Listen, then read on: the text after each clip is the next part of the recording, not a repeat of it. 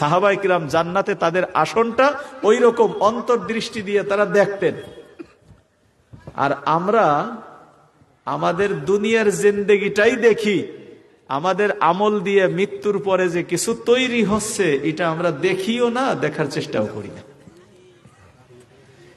এই দেখার চেষ্টা না করার কারণে নামাজ পড়তে যাই, নামাজে স্বাদ আসে না।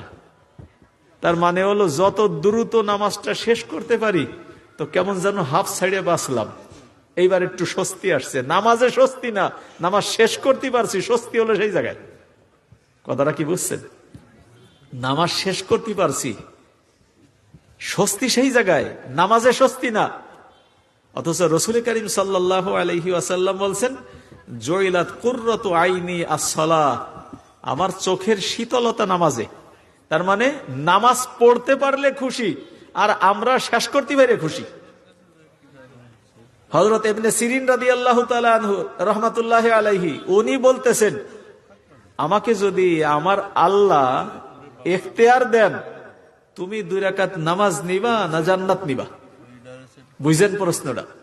আমার আল্লাহ যদি আমাকে জিজ্ঞাসা করেন, তুমি 2 রাকাত নামাজ নিবা না জান্নাত নিবা, তাহলে আমি 2 রাকাত নামাজকেই পছন্দ করে নিব।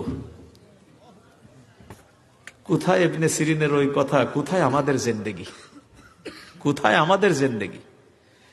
কাজেই আমাদের এই জীবনের পরিবর্তন ঘটানোর দরকার, জীবনের পরিবর্তন ঘটানোর দরকার। আমি এই কথাটাই আপনাদেরকে বোঝানোর জন্য চেষ্টা করতেছিলাম যে গতানুগতিক ধারা চলছি, এই গতানুগতিক ধারা দিয়ে আখেরাতের সফলতা পাওয়া যাবে না। যদি আখেরাতের সফলতা পাইতে হয় তাহলে মেহনতটা আখেরাত কেন্দ্রিক মেহনত করতে হবে। আল্লাহ তাআলা আমাদের সেই তৌফিক দান করেন যাতে আমরা মেহনতটা আখেরাত কেন্দ্রিক মেহনত করতে পারি।